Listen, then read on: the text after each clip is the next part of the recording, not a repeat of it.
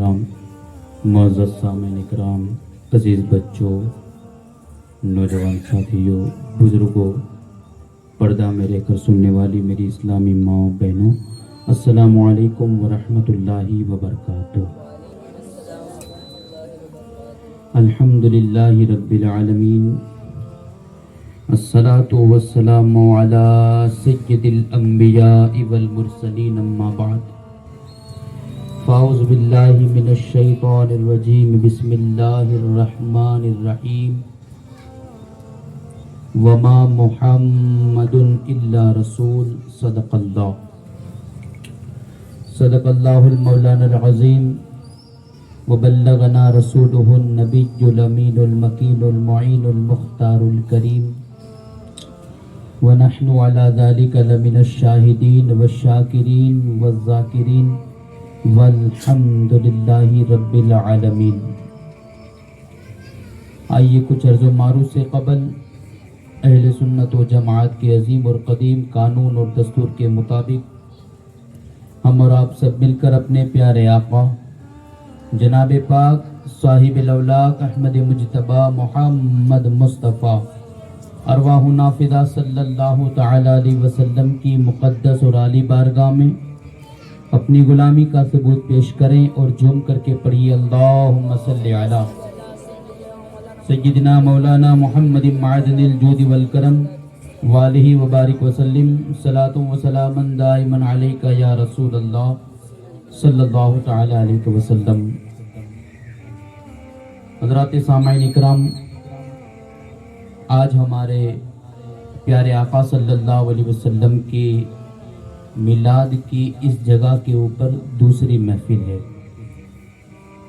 مجھ سے پیشتر ہمارے مدرسہ فیضان تاج الشریعہ کے چند طلباء نے اپنے طریقے سے نعت و منقبت آپ کے سامنے پیش کرنے کی کوشش کی۔ انہی کے نقش قدم پر چلتے ہوئے میں بھی چاہوں گا کہ میرے آقا صلی اللہ علیہ وسلم کے سیرت کی، حضور کے ذکر کی شروعات کرنے سے قبل اللہ تبارک و تعالیٰ کی حمد کے چند اشعار ترنم کے انداز میں پڑھنے کی کوشش کروں، تاکہ محفل کے اندر جو چستی چھائی ہوئی ہے، جو بھی سستی چھائی ہوئی ہے، وہ چستی کے اندر تبدیل ہو جائے۔ میں گزارش کروں گا کہ آپ یہ نہ دیکھیں کہ محفل کے اندر کون ہے کون نہیں ہے، نہیں، یہ محفل نہ ہم نے کئی جگہوں کے اوپر یا الگ الگ جگہ کے اوپر جا کر کے انفرادی طور پہ کہا نہیں ہے، بس واٹس ایپ کے ذریعے سے اور مدرسے کے طلباء کے ذریعے سے جہاں ممکن ہو سکا ہم نے لوگوں کو کہا کہ بھائی ایسی جگہ کے اوپر محفل ہونے جا رہی ہے جہاں کبھی نہیں ہوئی۔ جس کو اللہ تبارک و تعالیٰ کا جس کے اوپر فضل ہوگا، میرے مصطفیٰ کریم کے صدقے توسل سے اللہ نے چاہا تو وہ اس محفل کا حصہ دار ضرور بنے گا۔ بس جتنی دیر بیٹھیں گے اللہ و رسول کا ذکر ہوگا۔ میں پہلے حمد کے چند اشعار 2-3 پڑھوں گا تاکہ محفل کے اندر تھوڑی سی چستی پیدا ہو جائے۔ مل کر درود پاک پڑھیے، صلی اللہ علیہ یا رسول اللہ وسلم علیک یا حبیب اللہ، باواز بلند صلی اللہ علیک یا رسول اللہ وسلم علیک یا حبیب اللہ۔ مومنو تم درود پڑھو ایسے قرینے سے، مومنو تم درود پڑھو ایسے قرینے سے، حضور خود بھی چلے آئیں گے مدینے سے۔ پڑھیے صلی اللہ علیہ رسول اللہ وسلم علیک یا حبیب اللہ، لا الہ الا اللہ، لا الہ الا اللہ، پڑھو لا الہ لا الہ الا اللہ سر بولو لا الہ الا اللہ حق لا الہ الا اللہ لا الہ الا اللہ لا الہ الا اللہ آمنا برسول اللہ لا الہ الا اللہ بولو لا الہ الا اللہ لا موجود الا اللہ لا مشهود الا اللہ لا موجود الا اللہ لا مشهود الا اللہ لا مقصود الا اللہ لا مقصود الا اللہ لا معبود الا اللہ پڑھو لا الہ الا اللہ سر بولو لا الہ مولا دل کا زنگ چھڑا قلب نوری پائے جلا مولا دل کا زنگ چھڑا قلب نوری پائے جلا دل کو کر دے آئینہ ہمارے دل کو کر دے آئینہ جس میں چمکے یہ کلمہ لا الہ الا اللہ بولو لا الہ الا اللہ جل جلالہ وجل شانہ وجل ذکرہ سبحان اللہ ایک مرتبہ درود پاک پڑھے اللہم صلی علی سیدنا مولانا محمد معدن الجود والکرم والہ وبارک وسلم صلاۃ و سلاما دائما علیکہ یا رسول اللہ صلی اللہ تعالی علیہ وسلم حضرات گرامی آج میری تقریر کا عنوان نام مصطفیٰ صلی اللہ علیہ وسلم کی برکت کہ حضور کے نام کی برکتیں کیا ہیں کن کن لوگوں نے اس نام سے مفاد حاصل کیا ہے کون کون سے لوگ اس نام کی برکت سے فیضیاب ہو رہے ہیں میں آپ کو بتاؤں اللہ تبارک و تعالی نے جب حضرت سیدنا آدم علیہ نبینا علیہ السلام کے جسد کو بنایا یعنی آپ کو پیدا کرنا مقصود ہوا اللہ نے آپ کو حضرت جبرائیل علیہ السلام کے ذریعے سے جو زمین سے مٹی وغیرہ منگوا کر کے اللہ تبارک و تعالیٰ نے حضرت آدم کا جو پتلا تیار کیا اور اس پتلے کے اندر روح جب ڈالی گئی حضرت سیدنا آدم علیہ السلام نے اپنی آنکھوں کو کھولا جب آنکھ کھلی تو کیا دیکھا عرش کے جو بھی وہاں پر درخت تھے جو بھی وہاں پر چیزیں تھی عرش کے اوپر جو محلات تھے ان محلات کے اوپر میرے آقا صلی اللہ علیہ وسلم کا اسم گرامی دیکھا حضور کا نام دیکھا اللہ تبارک و تعالیٰ کی بارگاہ میں حضرت آدم نے عرض کی مولا یہ تیرے نام کے ساتھ کس کا نام ہے یہ کون ہے میں ان کے دیدار سے شرفیاب ہونا چاہتا ہوں میں ان کو دیکھنا چاہتا ہوں اللہ تبارک و تعالیٰ نے فرمایا اے آدم یہ ایسا میرا محبوب ہے میں ایسی محبت کرتا ہوں ان سے بلکہ یہ ایسا محبوب ہے کہ اگر ان کو پیدا کرنا مقصود نہ ہوتا تو یہ آدم میں تمہیں بھی نہ پیدا کرتا تمہیں بھی میں نہ بناتا اللہ تبارک و تعالیٰ کی بارگاہ میں عرض کی مولا میں ان کا دیدار کرنا چاہتا ہوں رب تبارک و تعالیٰ نے میرے آقا صلی اللہ علیہ وسلم کے نور کو حضرت سیدنا آدم علیہ نبی جنا علیہ السلام کی شہادت کی انگلی یا آپ کے انگوٹھے کے اندر ظاہر فرمایا. مطلب کہ آپ کے انگوٹھے کے اوپر جو ناخن ہوتا ہے وہ چمکنے لگا.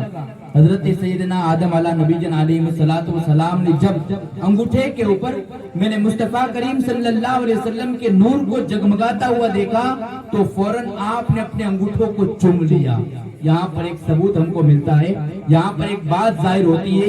لوگ آج باتیں کرتے ہیں کہ جب مسلمان لوگ اپنے نبی کے نام کے اوپر چومتے کیوں ہیں, انگوٹھوں کو آنکھوں سے یا انگلیوں کو آنکھوں سے لگاتے کیوں ہیں, تو ان کے لیے یہ ثبوت کافی ہے کہ سب سے پہلے اس نام کو لے کر کے, اس نام کو جس نے چوما ہے وہ ہمارے دادا حضرت آدم علیہ السلام کے ساتھ ہے.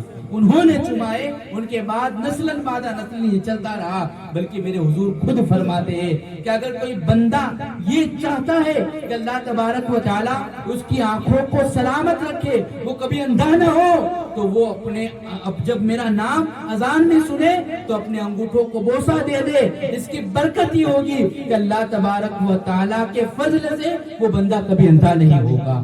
یہ میرے آقا کے نام کی برکت ہے. حضرت آدم نے اس وقت اپنے انگوٹھوں کو چوم کر کے یہ ہم کو بتا دیا, ہم کو پیغام دے دیا, اولاد آدم کو, اے لوگو جب بھی اللہ کے محبوب کا نام آئے تو تم بوسہ لینا اور ان کے نام کی تعظیم کرنا. فائدہ کیا ہوگا جس نے میرے نبی کے نام کی تعظیم کی. آؤ میں بتاؤں اس نام کی برکتیں کتنی ہیں, اس نام کے جو ہے فائدے کتنے ہیں. میں بتاؤں, ایک دور آیا حضرت سیدنا موسیٰ علیہ نبی جن علیہ السلام کی ذات کا, حضرت موسیٰ علیہ السلام کا دور آیا. اس دور کے اندر ایک شخص تھا جس کو طویل عمر عطا کی گئی تھی, صدیوں اس نے اپنی دنیا میں اس نے زندگی گزاری. آج اللہ تبارک و تعالیٰ نے مجھے اور آپ کو جو عمر دی ہے, ہم کو 50 سال کی عمر دی ہے, ہم کو 60 سال کی عمر دی ہے, ہم کو 70 80 100 سال تو بہت زیادہ ہو جاتے ہیں. 100 سال سے زیادہ لوگ اس دنیا میں زندگی جیتے نظر نہیں آتے. بہت کم ایسے لوگ ہوتے ہیں جو ایک صدی کو پار کر جاتے ہیں. لیکن قوم بنی اسرائیل کو آپ کتابوں میں پڑھو, اگلی قوموں کا جائزہ لو. کسی کو 200 سال کی عمر دی گئی, کسی کو 300, کسی کو 500, کسی کو جو ہے 800 سال کی زندگی دی گئی اللہ کی طرف سے. میں بتاؤں حضرت موسیٰ کا دور ہے اور اس زمانے کا ایک شخص ہے جس کی عمر 200 سال کی ہے, اس کا انتقال ہو گیا, اس کی موت ہو گئی. کتابوں میں لکھا ہے جب اس کی موت ہو گئی اللہ تبارک و تعالیٰ نے حضرت سیدنا موسیٰ علیہ السلام کو حکم فرمایا, اے میرے نبی, اے میرے محبوب, جاؤ وہ بندہ جہاں پہ سویا ہوا ہے, جہاں پہ وہ انتقال کر گیا ہے, وہاں سے اٹھاؤ اور اس کی میت کو غسل دو. کیا فرمایا رب نے, اے موسیٰ جاؤ اور اس بندے کو اٹھا کر کے غسل دو, کفن دو, اور ساتھ ہی ساتھ عزت کے ساتھ اس کی نماز جنازہ پڑھ کر کے اسے دفن کرو. حضرت موسیٰ علیہ السلام نے اپنی قوم کے چند لوگوں کو لیا اور لے کر کے اس بندے کی میت کے پاس پہنچے جہاں پہ پڑا ہوا. جب لوگوں کو کہا آپ نے کہ چلو اس کے پاس جانا ہے, لوگوں نے کہا اللہ کے نبی کیسی بات کرتے ہو, وہ بندہ وہ مر گیا, اس کو کوئی ہاتھ لگانا بھی گوارا نہیں کرتا تھا. جب اس کا انتقال ہوا تو کوئی نہیں چاہتا تھا کہ اس کے قریب جائے. کیوں؟ اس کی وجہ یہ تھی کہ بندے کی عمر 200 سال سے اوپر تھی. یہ 200 سال سے لگاتار اللہ کی نافرمانی کر رہا تھا. 200 برس تک گناہ کرتے اس کی زندگی گزری, 200 برس تک. اب لوگوں کو جب کہا آپ نے, لوگوں نے کہا کہ آپ اس کے پاس جاؤ گے, اس کو تدفین کرو گے, غسل دو گے, قبر کے حوالے کرو گے. آپ نے فرمایا یہ میرا حکم نہیں ہے, میرے رب کا حکم ہے. اور رب کے حکم کو ٹالنا یہ انبیاء اکرام کا کام نہیں ہوتا. نہ انبیاء ٹالتے ہیں, نہ اللہ کے خاص بندے ٹالتے ہیں. اللہ کا حکم ہم کریں گے. لوگوں کو لے کر کے گئے. وہ بندہ جو مر گیا تھا اس کو لوگوں نے لکڑیوں کے ذریعے سے جو دھکے دے کر کے یا اس کی ٹانگ کو پکڑ کے کھینچ کر کے کوڑے کرکٹ جہاں لوگ کچرا جمع کرتے اس جگہ پہ ڈال دیا تھا. جب ڈال دیا تھا کوئی قریب آ نہیں رہا تھا. حضرت موسیٰ نے کہا تو آپ کے چند ساتھی لوگ تھے آپ سے جو محبت کرتے تھے, وہ گئے اور ان کو اس کی عزت کی اٹھا کر کے لائے. اس کو غسل دیا گیا, کفن دیا گیا, مکمل تیاری کر کے نماز جنازہ وغیرہ جو بھی اس زمانے کے اندر کام ہوتے تھے مکمل کر کے اسے قبر کے حوالے کیا گیا. نماز پڑھ لی, دفنا دیا لیکن سکون نہیں ہے, اطمینان نہیں ہے کہ بات کیا ہے. یار ہم نے دیکھا یہ شراب پی رہا تھا, یار ہم نے دیکھا طرح طرح کے جرائم کرتا تھا, ہم نے دیکھا طرح طرح کی گناہ کرتا تھا, لیکن اللہ نے ایسے بندے کے حوالے سے حکم دے دیا اپنے نبی کو کہ اس کی تدفین تم کرو اپنے ہاتھوں سے. سمجھ میں نہیں آتا. حضرت موسیٰ علیہ السلام چونکہ کلیم اللہ تھے, آپ نے سنا ہو کلیم اللہ کسے کہتے ہیں؟ جو اللہ تعالیٰ سے ہم کلام ہو, اللہ سے بات کرے. کوہ طور پہ گئے, طور کے پہاڑ پہ پہنچے, وہاں جا کر کے اللہ تبارک و تعالیٰ سے ہم کلام ہوئے. رب کی بارگاہ میں عرض کی مولا یہ چیز سمجھ میں نہیں آئی. رب نے پوچھا کیا؟ کہا کہ یہ تیرا بندہ جس کو میں بھی جانتا ہوں, میری قوم کے لوگ بھی جانتے ہیں, 200 برس سے گناہ کر رہا تھا. بولا ایسا تو کیا ہے کہ تو نے مجھے کہہ دیا کہ اس کی تدفین کرو, اس کو غسل دو, اس کو کفن پہناؤ, ساتھ ہی ساتھ میرے ساتھیوں کو لے کر جانے کا بھی حکم دیا. سمجھ میں نہیں آتا. اب غور سے سنو میرے مصطفیٰ کریم کے نام کی برکت.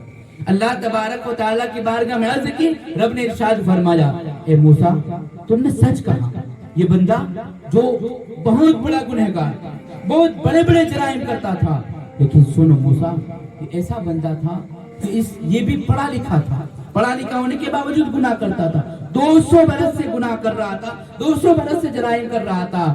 ایک دن ایسا ہوا اے موسیٰ تیرے اوپر جو کتاب میں نے نازل کی ہے نا, یاد رکھی یہ علمی بات ہے, اس کو اپنے ذہن میں اپنے دل و دماغ میں بٹھا لے کہ دنیا کے اندر کئی انبیاء ایسے آئے جن کے اوپر آسمان سے اللہ تعالیٰ نے فرشتوں کے ذریعے سے کتابیں نازل فرمائی. سب سے بڑے نبی ہمارے آقا جس کے اوپر قرآن نازل ہوا, پھر حضرت سیدنا موسیٰ علیہ السلام جس کے اوپر توریت شریف نازل ہوئی, حضرت داؤد علیہ السلام جس کے اوپر زبور نازل ہوئی, حضرت عیسیٰ علیہ السلام جس کے اوپر انجیل نازل ہوئی. یہ بڑی بڑی 4 کتابیں 4 انبیاء کے اوپر, 4 رسولوں کے اوپر نازل ہوئی.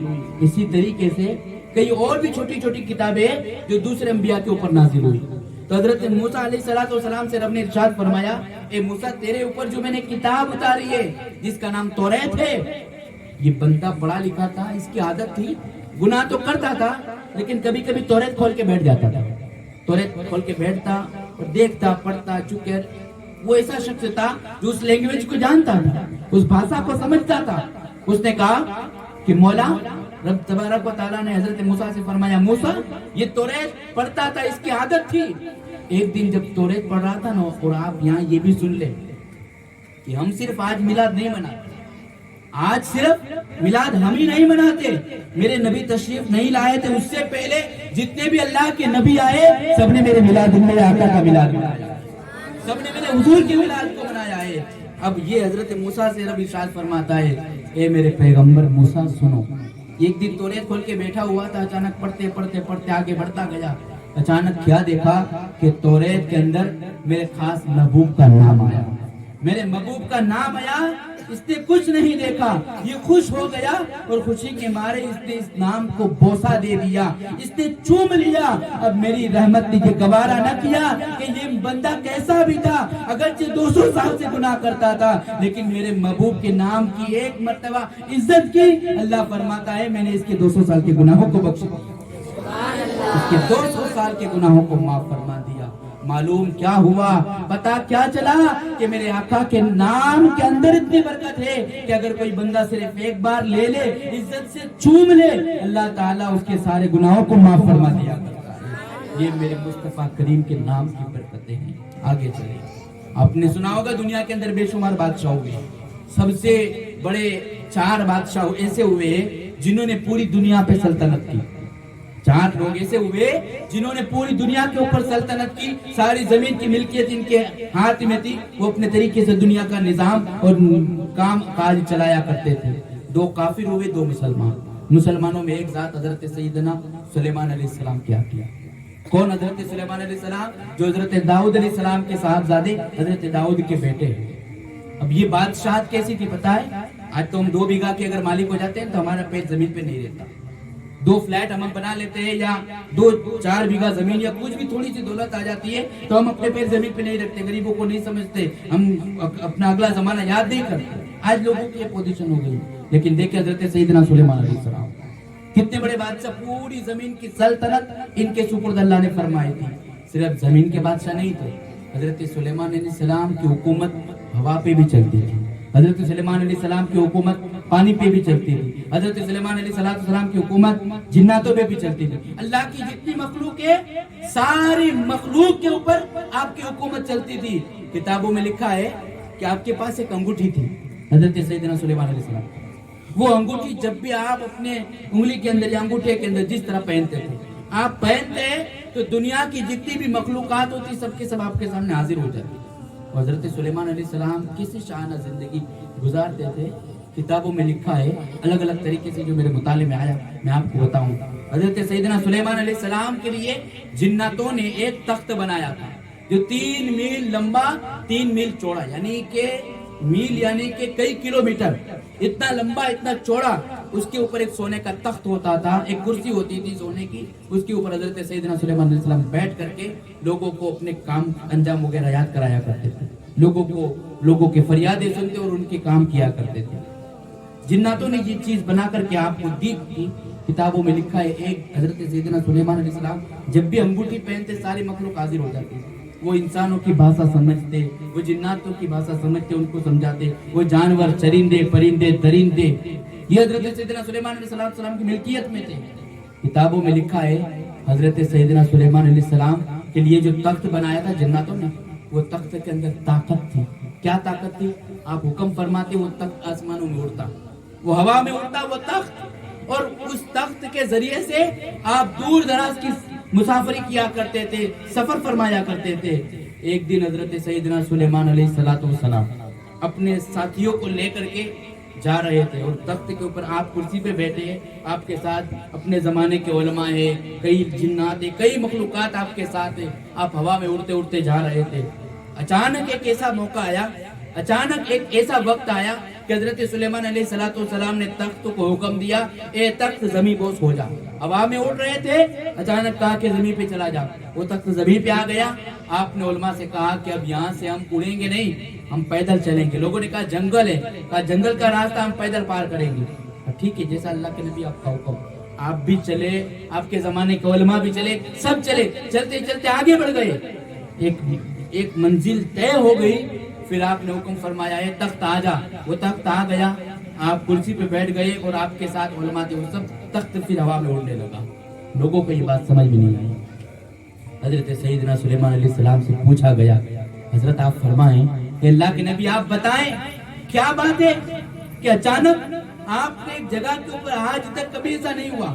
آپ دنیا بھر کی سیر کرتے ہیں, دنیا بھر کا سفر کرتے ہیں, لیکن کبھی آپ نے ایسا نہیں کیا کہ جنگل میں آپ چلے ہو پیدل کے بل اور آپ نے اپنے لوگوں کو چلایا ہو.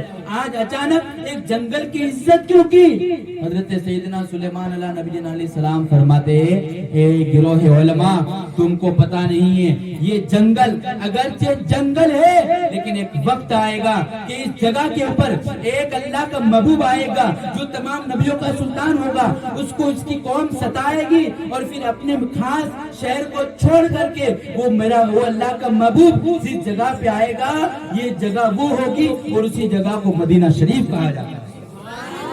اسی جگہ کو مدینہ شریف کہا جاتا ہے. اس جگہ کی تعظیم کی, عزت کی, کس کی بدولت؟ میرے نبی کی ذات کی بدولت. حضرت سیدنا سلیمان علیہ السلام نے اس جگہ کی تعظیم کی, عزت کی. اب میں آپ کو بتاؤں حضرت سیدنا سلیمان علیہ السلام کے پاس اتنی بڑی سلطنت, اتنی بڑی حکومت, اتنی بڑی بادشاہت کیوں آئی اور کیسے تھی, کیا تھا ایسا؟ تو کہتے ہیں ایک دن میرے آقا صلی اللہ علیہ وسلم نے فرمایا, ایک صحابی روایت کرتے ہیں, کہتے ہیں کہ حضور نے ارشاد فرمایا کہ حضرت سیدنا سلیمان علیہ السلام کے پاس جو تخت و تاج تھا, جو بھی سلطنت تھی, جو بھی بادشاہت تھی, جو بھی حکومت تھی, وہ کچھ اور نہیں تھا. ان کے پاس ایک انگوٹھی تھی. بہت غور سے سنیں میری باتوں کو, ایک مرتبہ درود پاک پڑھیں. اللہم صلی علی سیدنا مولانا محمد معدن الجود والکرم والہ وبارک وسلم. صلاۃ و سلام دائما علیک یا رسول اللہ صلی اللہ علیہ وسلم. ایک مرتبہ اور جی لگا کر درود پاک پڑھیں.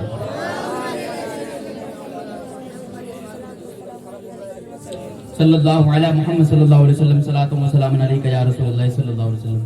ان کے پاس جو بھی تخت و تاج تھا, حضور ارشاد فرماتے یہ کچھ اور نہیں تھا. ان کے پاس انگوٹھی تھی, انگوٹھی کے اندر ایک نگ اللہ کی طرف سے دیا ہوا تھا. ایک ننگ تھا جس کو ہم کہتے ہیں نگ, وہ چیز تھی, اور اس کے اوپر اب ان کی لینگویج کے اندر عربی میں ایک چیز لکھی ہوئی تھی، اس میں تھا پہلے حضرت سلیمان کا نام، پھر تھا ان کے والد حضرت داؤد علیہ السلام کا نام، پھر تھا اللہ تبارک و تعالیٰ کا نام، مطلب کہ حضرت سلیمان بن داؤد، پھر لکھا ہوا تھا لا الہ الا اللہ محمد الرسول اللہ۔ معلوم اور پتہ کیا چلا؟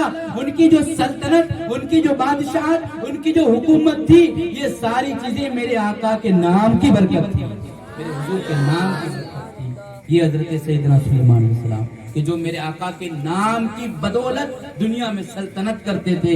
آپ انبیاء کرام کی زندگیوں کا مطالعہ کریں، حضرت سیدنا سلیمان علیہ السلام، حضرت سیدنا بلکہ آدم علیہ السلام، آپ کو معلوم ہوگا یہ جو انسانی آبادی وجود میں آئی ہے کس کی بدولت آئی، وہ کیا چیز تھی؟ ایک ایک بات کو غور سے سنیں اور اپنے دل و دماغ میں بٹھانے کی کوشش کریں۔ اللہ تبارک و تعالیٰ نے جب حضرت سیدنا آدم علیہ السلام کو پیدا فرمایا، جنت میں بھیج دیا، آپ رہ رہے تھے، اپنی زندگی گزار رہے تھے، لیکن اکیلا پن محسوس ہوا، اللہ تعالیٰ نے ان کی بائیں پسلی سے حضرت حوا کو پیدا فرمایا۔ حضرت حوا کو جب پیدا فرمایا اور پھر حضرت سیدنا آدم علیہ السلام نے چاہا کہ ان سے بات کرے یا ان کے قریب جائے، اللہ کا حکم ہوا اے آدم، حوا کے قریب ہونا ہے تو پہلے تم کو نکاح کرنا پڑے گا۔ حضرت آدم علیہ السلام نے حضرت حوا سے نکاح کیا اور پھر اللہ کی طرف سے حکم ہوا اے آدم حوا کا مہر ادا کرو۔ آپ نے عرض کی مولا کیا مہر ادا کرو؟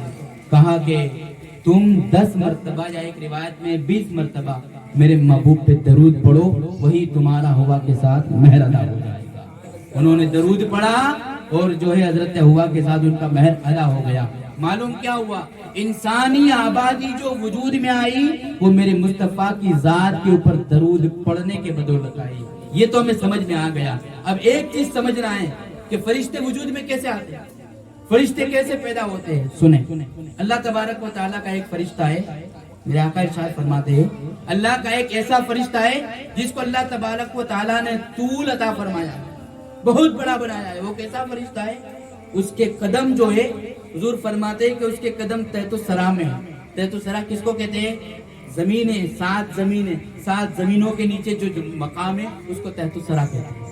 حضور فرماتے ہیں کہ وہ فرشتے کے قدم تحت الثری میں ہے اور اس کا سر عرش معلیٰ کے اوپر ہے۔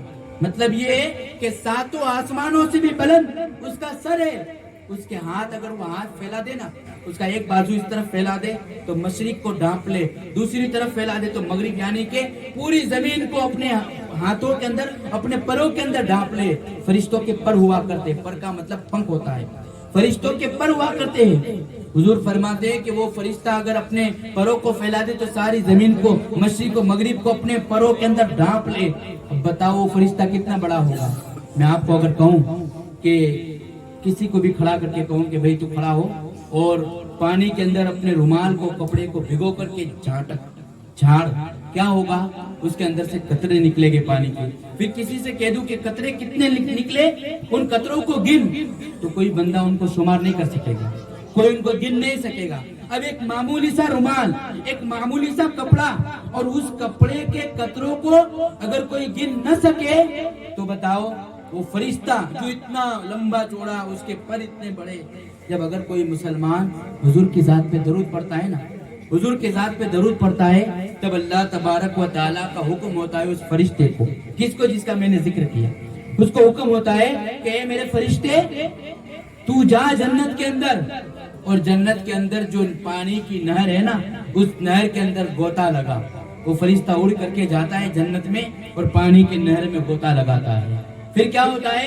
اللہ تبارک و تعالیٰ کا حکم ہوتا ہے اے فرشتے جا جنت میں، پانی کی نہر کے اندر غوطہ لگا، اور غوطہ لگانے کے بعد اپنے پروں کو جھاڑ، اپنے پانکھوں کو جھاڑ۔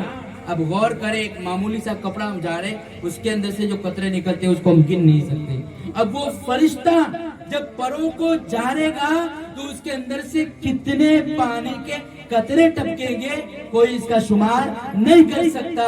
رب جب وہ قطرے ٹپکتے ہیں تو ٹپک کر کے بند نہیں ہو جاتے، وہ جب ٹپکتے ہیں اللہ تبارک و تعالیٰ ان قطروں سے فرشتوں کو پیدا فرماتا ہے۔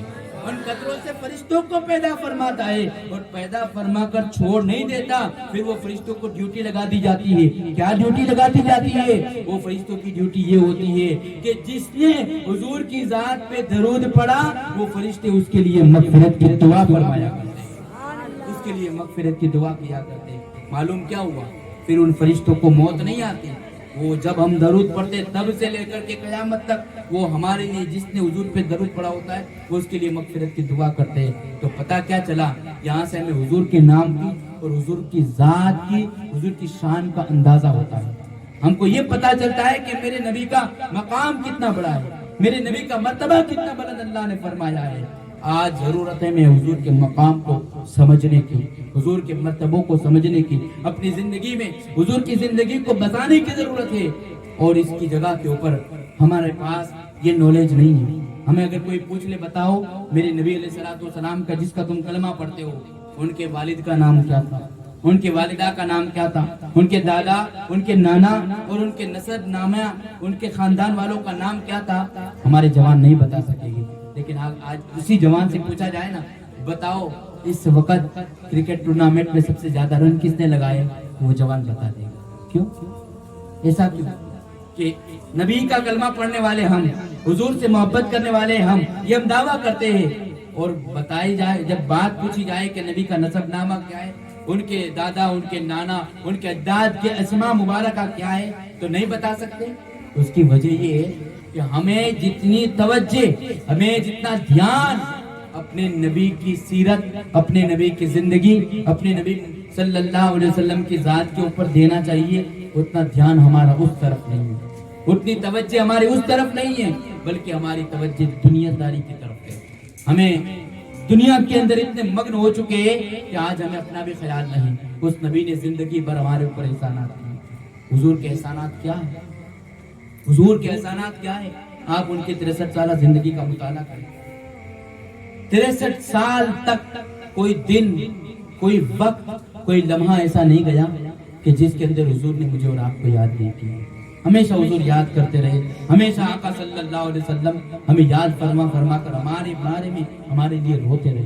पैदा हुए तो रोए, जवानी, आपका बचपना, आपकी जवानी, जवानी के बाद वाली आपकी उम्र, बल्कि आपको कब्र में लेटाया गया तब भी हमारी फिक्र की, और कयामत के दिन भी हमारा बाप हमारा हाल नहीं पूछेगा, हमें कोई और हाथ नहीं पकड़ेगा। कयामत के दिन भी सबसे पहले अगर कोई हमारा पुरसान हाल होगा तो वो मेरे नबी के साथ होगा, मेरे मुस्तफा के साथ होगी। आज हम उसी रसूल के खिलाफ काम कर रहे हैं, उनकी सुन्नतों को छोड़ रहे हैं, उनकी सुन्नतों को तर्क कर रहे हैं। उन्होंने फरमाया, उन्होंने कहा कि अगर एक बंदे मोमिन नमाज पढ़ता है तो मेरी आंखों को ठंडक पहुंचती है, मेरी आंखों को सुकून मिलता है। आज हम नमाजों से कोसों दूर हो गए। नहीं मेरे प्यारे, ये सीरतुल नबी मनाने का, ये मिलाद मुस्तफा मनाने का एक मकसद ये भी है कि हम इसमें आए, सुने और सुन करके नबी की जिंदगी को अपनी जिंदगी में उतारने की कोशिश करें, उनके नक्शे कदम पर चलने की कोशिश करें। इसीलिए इस महफिल को मनाया गया है, इसीलिए ये महफिल मुनाकिद की जाती है। हुजूर अलैहिस्सलातु वस्सलाम के बारे में आपको उनकी सीरत, बचपन से लेकर के जवानी, जवानी से लेकर के बाद वाली जिंदगी बताऊंगा। आज मैं आपको उनके अजदाद के बारे में बताऊंगा। हुजूर अलैहिस्सलातु वस्सलाम से लेकर के मेरे आका जब इस दुनिया में तशरीफ लाए उस वक्त से लेकर हुजूर ने हिजरत फरमाई, हिजरत से लेकर के आज तक 1444-45 साल का अरसा गुजरा, 14 सदियां, 14.5 सदियां गुजर गई। लेकिन हुजूर सल्लल्लाहु अलैहि वसल्लम के बारे में हमें ये ईमान और हमारे ये अकीदा होनी चाहिए। हुजूर से लेकर हजरत आदम तक जितने भी लोग हुजूर का जो मेरे आका का नूर मुबारक चला है ना, वो सब पाक पुश्तों में चला है। मतलब कि जितने भी लोग हुए हैं हुजूर के ऊपर वाले, वो सब के सब एक अल्लाह की इबादत और एक अल्लाह की बंदगी करने वाले। हुजूर अलैहिस्सलातु वस्सलाम से कबल ईसा अलैहिस्सलाम, उनसे कबल कई अंबिया इकराम तशरीफ लाए, और उन्हीं अंबिया के अंदर एक नाम हजरत सैयदना इब्राहिम अलैहिस्सलातु वस्सलाम का आता है।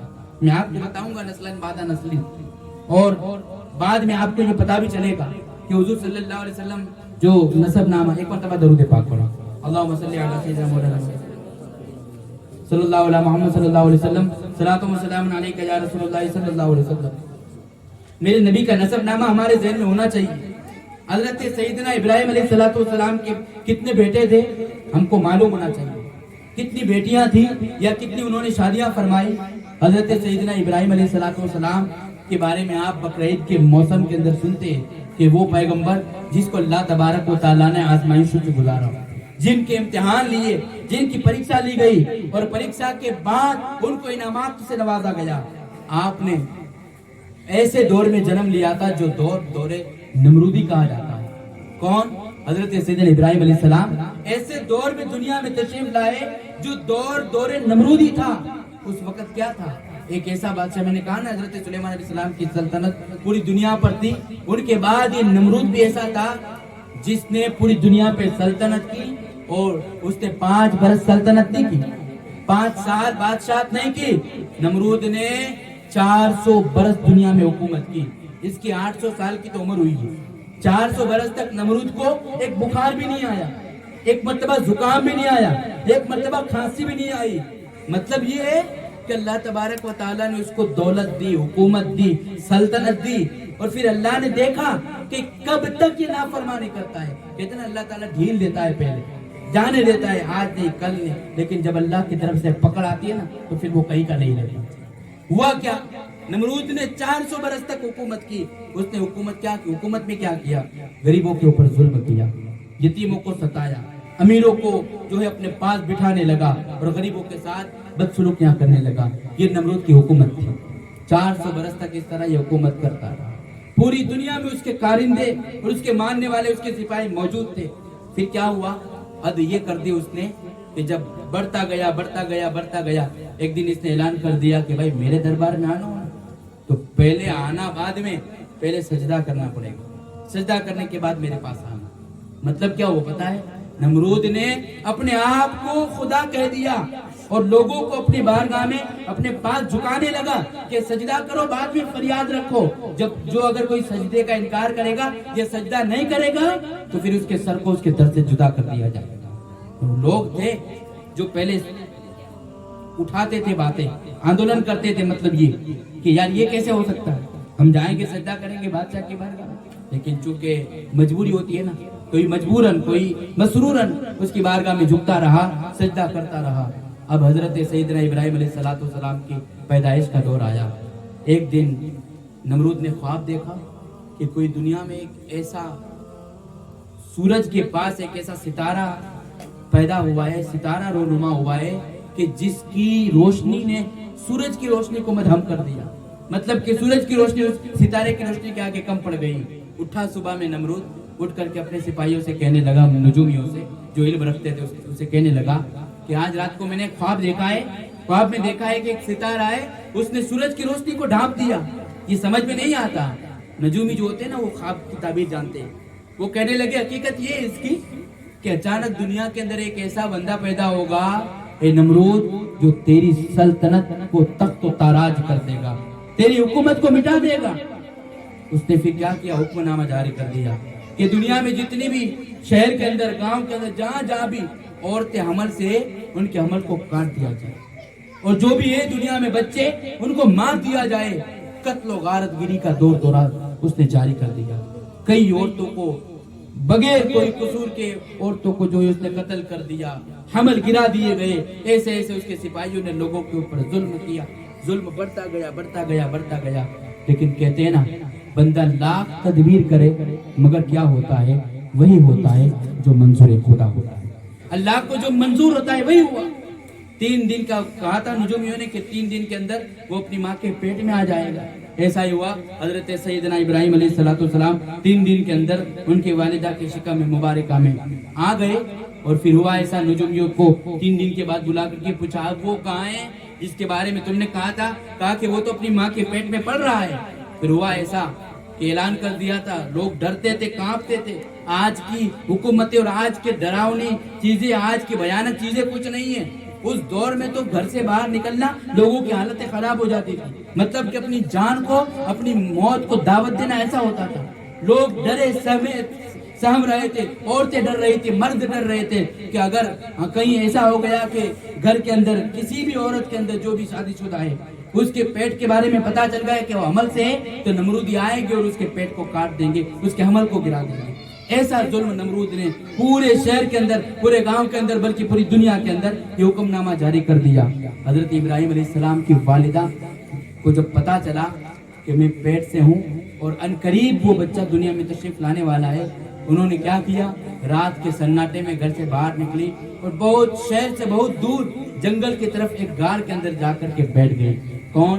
حضرت ابراہیم کی والدہ۔ یہ بھی اس لیے آپ کو بتا رہا ہوں، اصل میں یہ چیزیں بقرعید کے موسم کے اندر بتائی جائے، لیکن اس لیے بتا رہا ہوں کہ تاکہ آپ کو پتا چلے کہ حضرت آدم سے لے کر شیش سے لے کر حضرت نوح علیہ السلام، ان کے بعد کئی انبیاء آئے، پھر حضرت ابراہیم آئے، اور ابراہیم کے بعد حضرت اسماعیل، حضرت اسحاق، اور پھر اس طرح میرے نبی کے جو ہے نور کو اللہ تبارک و تعالیٰ نے نسلاً بعد نسل حضرت عبداللہ تک پہنچایا۔ حضور کی نسب نامے تک میں آپ کو پہنچانے والا ہوں۔ حضرت ابراہیم علیہ السلام کے بارے میں کہا جاتا ہے، ان کی والدہ غار کے اندر گئی، بس 1-2 دن کے اندر جب وہ قریب آ گئے دن اور وہاں پر حضرت ابراہیم پیدا ہوئے، پھر کیا ہوا ان کے والدہ کے بارے میں بتایا جاتا ہے، کتابوں میں لکھا ہے، بڑی طویل ہے، مختصر کرتے کرتے آپ کو بتاؤں۔ حضرت سیدنا ابراہیم علیہ السلام جب پیدا ہو گئے اور پیدا ہونے کے بعد ان کی والدہ 1-2 دن ان کے پاس رہی، پھر ان کو سلا کر کے وہ غار جو تھی اس کے اوپر آپ نے کچھ لکڑیاں رکھ دی تاکہ کسی کے نظر نہ پڑے، وہاں سے پھر آپ چلی اور اپنے گھر پہ آ گئی۔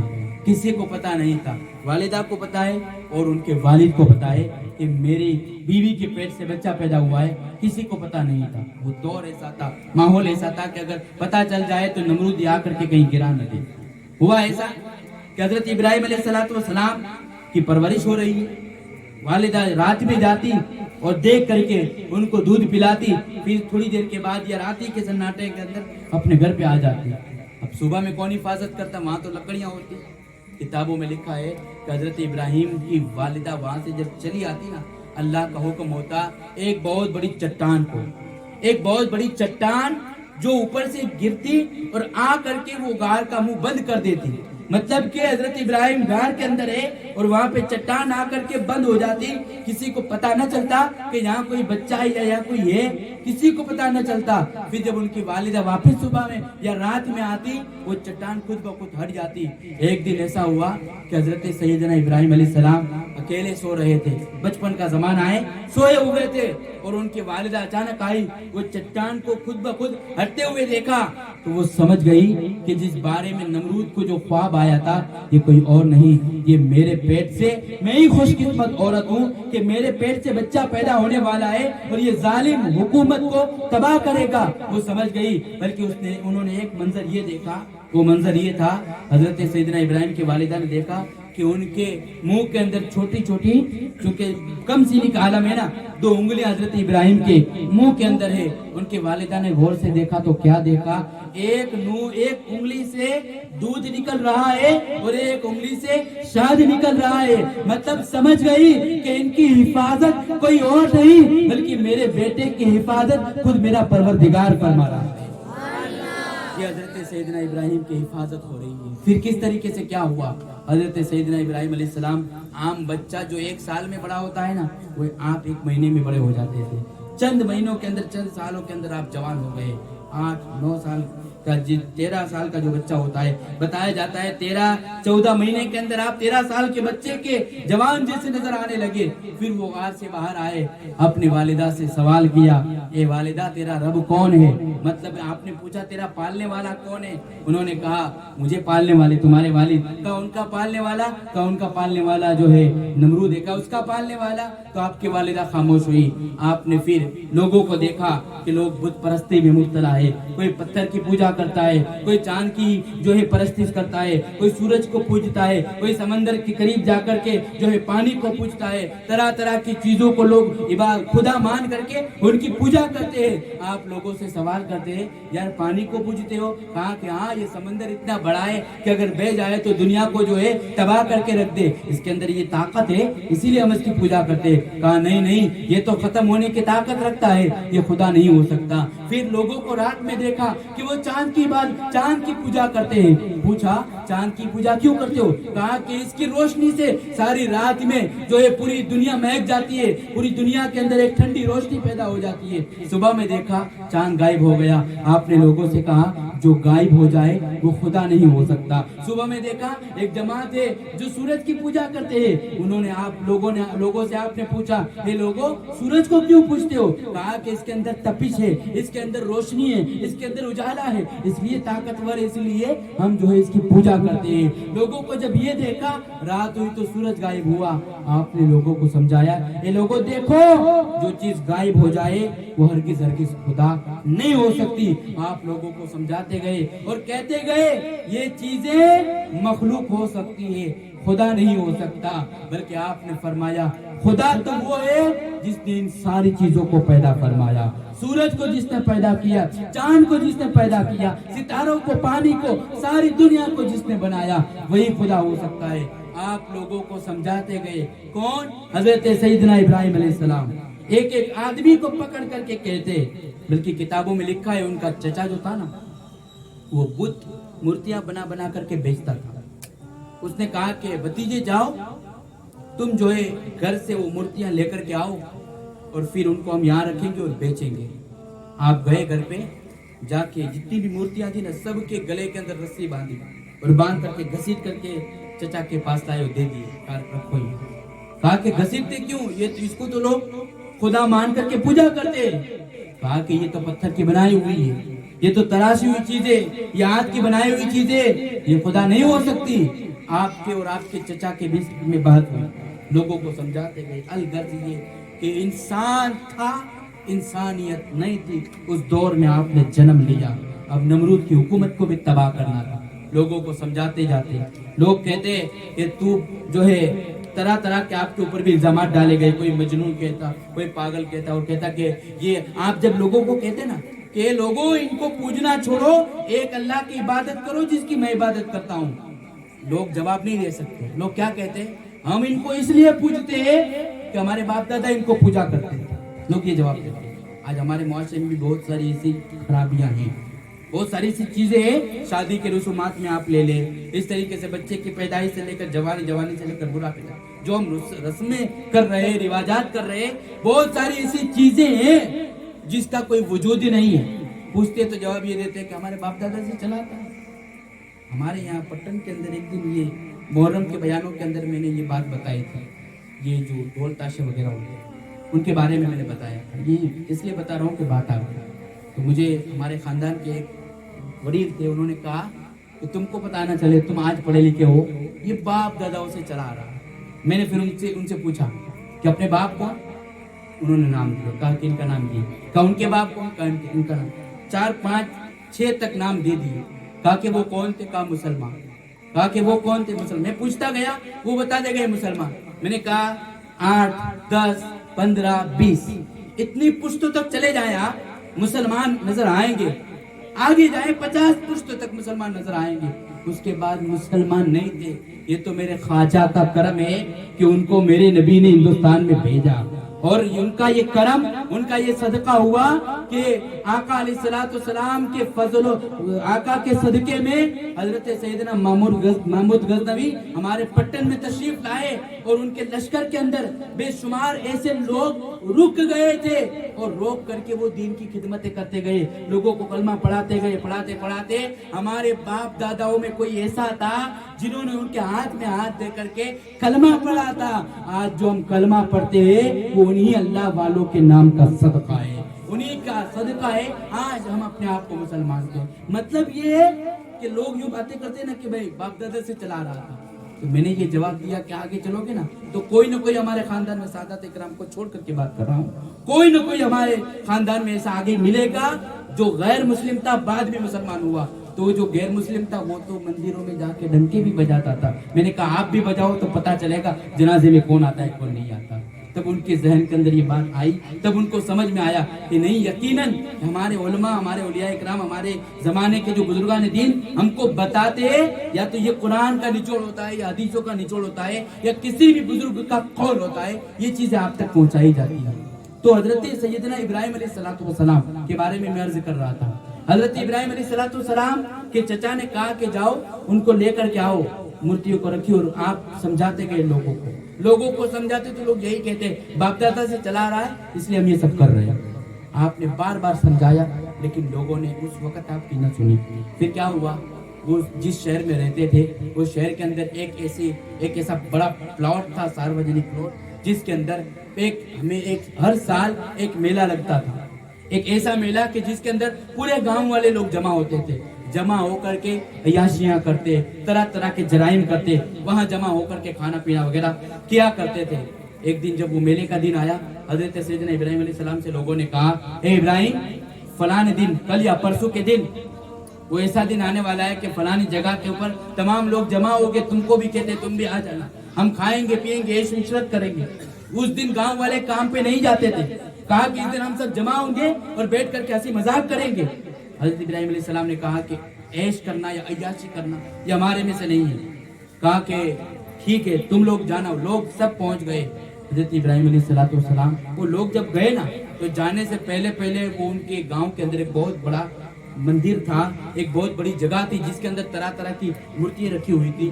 لوگوں نے اس کے آگے نظر رکھے اور کھانے رکھے, طرح طرح کے میوے موادات رکھے اور رکھ کر کے پھر وہ میلے میں چلے گئے. ادھر حضرت سیدنا ابراہیم علیہ السلام اس بت خانے میں پہنچے جہاں پر بڑی مورتی, طرح طرح کی مورتیاں رکھی ہوئی تھی.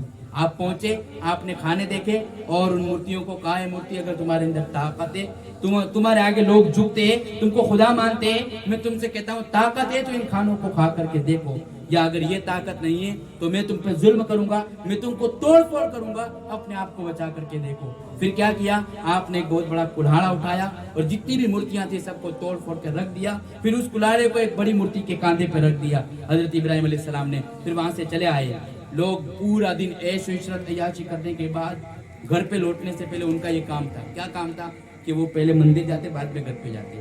آج بھی ہمارے معاشرے میں غیر مسلموں کو اکثر دیکھا جاتا ہے کہ صبح جلدی اٹھ کر کے وہ ان کے بت خانے پہنچتے, ان کے مندر میں جا کر کے ان کے دھرم میں جو بھی ہوتا ہے وہ کرتے ہیں, اور یہ چیز کرنے کے بعد پھر اپنے کام کاج پہ جاتے ہیں. ارے غیر بھی جو ہے رائے ان کے حساب سے, وہ ان کے دھرم کے حساب سے وہ اپنا کام کرتے ہیں. ہم تو یار مسلمان ہیں, ان کا دھرم سچا نہیں ہے, ہمارا دھرم تو سچا ہے. ہمارا دین اسلام, جو مذہب اسلام ہے وہ تو حق دین ہے, وہ سچا نہیں ہے, پھر بھی ان کے دین کی پابندی کرتے ہیں. اور ہمارا دین سچا ہے, پھر بھی ہمارے 6 بجے اٹھنے کی جگہ کے اوپر ہمارے لوگ 8 بجے 9 بجے اٹھ کر کے نمازیں ترک کرتے ہیں, خدا کی نافرمانی کر کے پھر روزی تلاش کرنے جاتے ہیں. یاد رکھیں, روزی کا جو فرشتہ ہے نا, وہ صبح میں روزی بانٹنے والے فرشتے فجر کی نماز کے وقت آسمانوں سے اترتے ہیں, اور اتر کر کے وہ لوگوں کے پاس جاتے ہیں. کہ کئی لوگ ایسے ہوتے ہیں جو نمازیں پڑھتے ہیں, نماز کے بعد دعائیں کرتے ہیں رزق کے بارے میں, اللہ میرے رزق میں کشادگی عطا فرما. تو جو دعائیں کرتے ہیں, نمازیں پڑھتے ہیں, ان کے رزق میں بڑھوتری ہو جاتی ہے. جو بستروں میں پڑے رہتے ہیں ان کو رزق نہیں دیا جاتا. یاد رکھیں اس بات کو. تو کوشش کرے ماحول بنانے کی, اپنے آپ کو سنوارنے کی کوشش کرے. حضرت سیدنا ابراہیم علیہ السلام نے کیا کیا, بت خانے پہنچے, بتوں کو توڑ دیا. یہ لوگ جب آئے رات کو دیکھا کہ بت خانے کے اندر ساری مورتیاں ٹوٹی پھوٹی ہیں. سب لوگ باتیں کرنے لگے, یار ہم سب تو میلے میں تھے, یہاں گاؤں میں تو کوئی تھا نہیں, وہ کون ہے شخص جس نے ہمارے خداؤں کا برا حال کیا.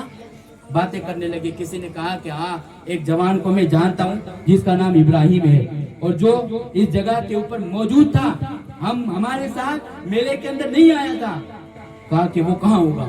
حضرت ابراہیم کو بلایا گیا اور آہستہ آہستہ یہ بات نمرود بادشاہ تک پہنچا دی گئی. پھر کیا ہوا, کس طریقے سے حضرت ابراہیم کی زندگی ہوئی, انشاءاللہ کل کے محفل میں وہ آپ کو بتایا جائے گا. ابھی تک یہی محدود رکھتا ہوں. اللہ کی بارگاہ میں دعا کرتا ہوں جو باتیں بتائی مجھے, آپ کو, ہم سبوں کو ان باتوں پر عمل کرنے کی توفیق عطا فرمائے. غلطی سے اگر کوئی جملہ نکل گیا ہو, مولا تعالیٰ میرے غلط جملے کو اپنے فضل و کرم سے معاف فرمائے. وآخر دعوانا الحمدللہ رب العالمین. کھڑے ہو کر کے صلوات سلام.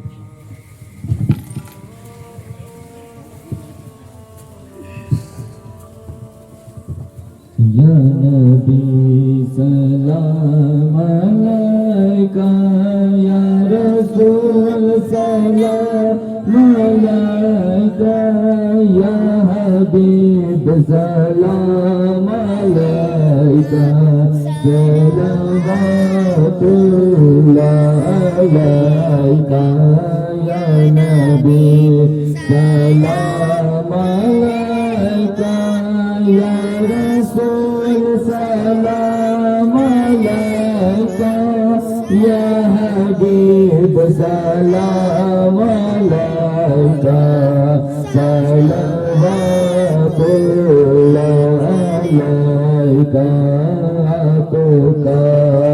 تشریف لانا وقت بھی کتنا سہانا جگمگا اٹھا زمانہ پورے کا دیجیے ترانہ یا نبی سلام علیکہ یا رسول سلام علیکہ یا حبیب سلام علیکہ صلوات اللہ علیکہ صبح لوں گا شام لوں گا تیرا پیارا نام لوں گا قبر سے اٹھتے ہی آقا تیرا دامن تھام لوں گا یا نبی سلام علیکہ یا رسول سلام علیکہ یا حبیب سلام علیکہ السلام علیکہ یا رسول اللہ الصلاۃ والسلام علیکہ یا نبی اللہ وعلی آلک واصحابک یا نور اللہ.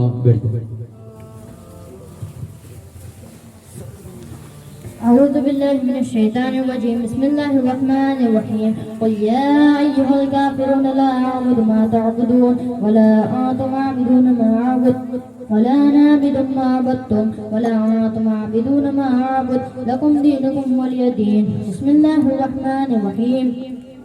قل هو الله أحد الله الصمد لم يلد ولم يولد ولم يكن له كفوا أحد. بسم الله الرحمن الرحيم.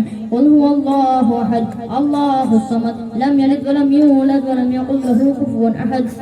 بسم الله الرحمن الرحيم. قل هو الله أحد الله الصمد لم يلد ولم يولد ولم يكن له كفوا أحد.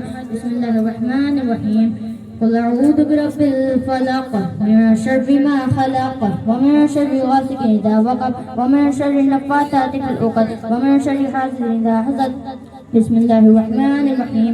قل أعوذ برب الناس ملك الناس إله الناس من شر الوسواس الخناس الذي يوسوس في صدور الناس من الجنة والناس.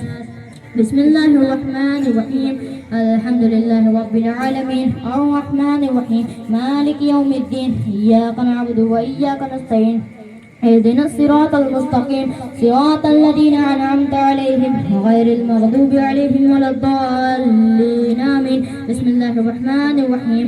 ألف لام ميم ذلك الكتاب لا ريب فيه هدى للمتقين الذين يؤمنون بالغيب ويقيمون الصلاة ومما رزقناهم ينفقون والذين يؤمنون بما أنزل إليك وما أنزل من قبلك وبالآخرة هم يوقنون أولئك على هدى من ربهم وأولئك هم المفلحون. وإلههم إله واحد لا إله إلا هو الرحمن الرحيم. إن رحمة الله قريب من المحسنين وما أرسلناك إلا رحمة للعالمين. ما كان محمد أبا أحد من رجالكم ولكن رسول الله وخاتم النبيين وكان الله بكل شيء عليما. إن الله وملائكته يصلون على النبي يا أيها الذين آمنوا صلوا عليه وسلموا تسليما. وآلہ وبارک وسلم. الفاتحہ.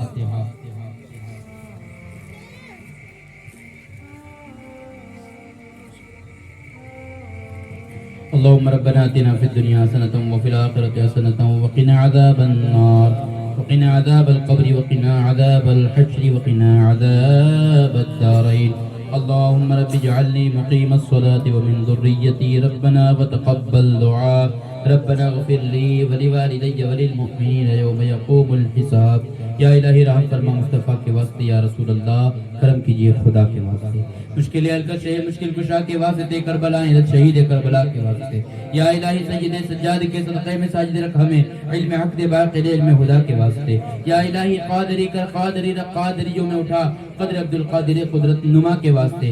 الہی دکھا دے ہم سبوں کو وہ مدینہ کی ایسی بستی ہے جہاں پر رات دن مولا تیری رحمت برستی ہے. یا الہی ہمیں با ایمان دنیا سے اٹھا میرے مولا حضرت غوث الورا کے واسطے، میرے مولا حضرت خواجہ پیا کے واسطے، میرے مولا حضرت احمد رضا کے واسطے۔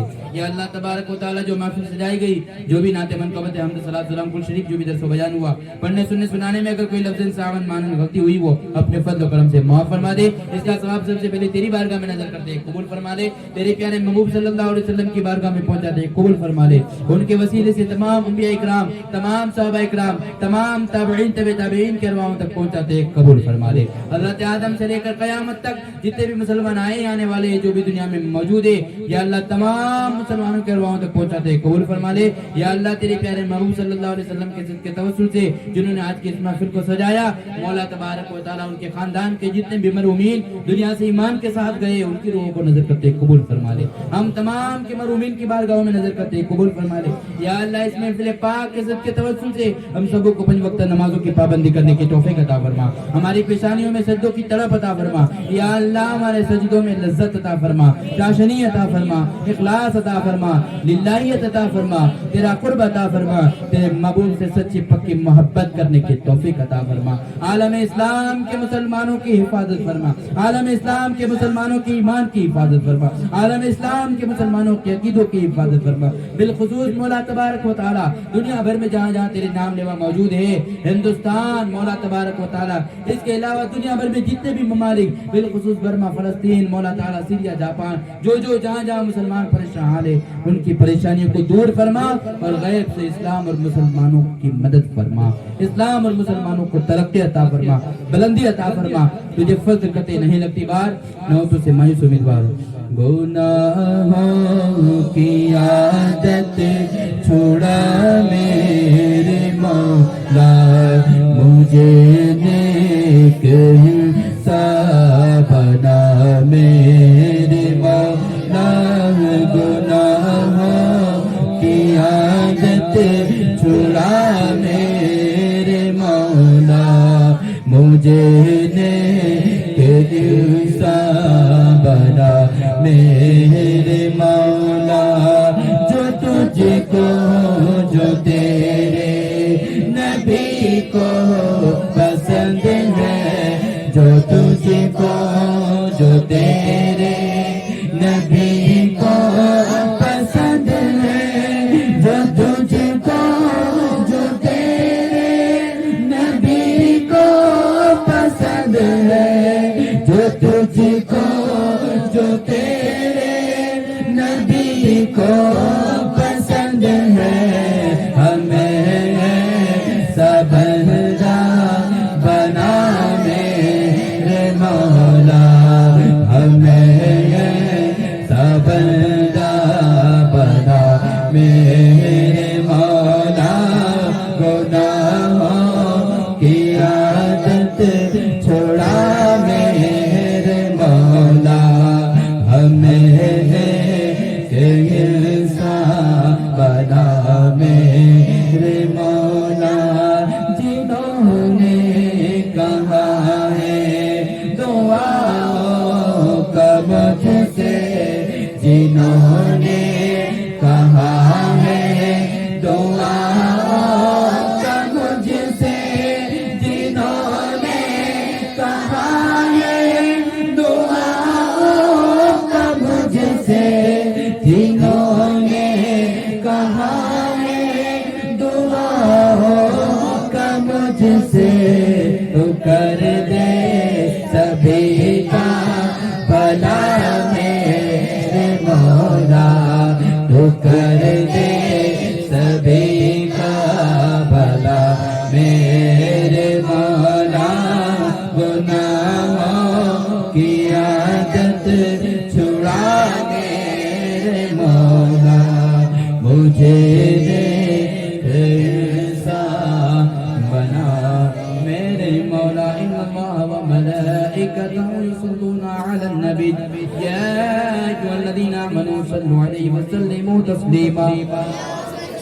صلی اللہ علیہ محمد صلی اللہ علیہ وسلم، صلاۃ و سلام علیک یا رسول اللہ، وفوض امری الی اللہ، ان اللہ بصیر بالعباد، برحمتک یا ارحم الراحمین، بحق لا الہ الا اللہ محمد رسول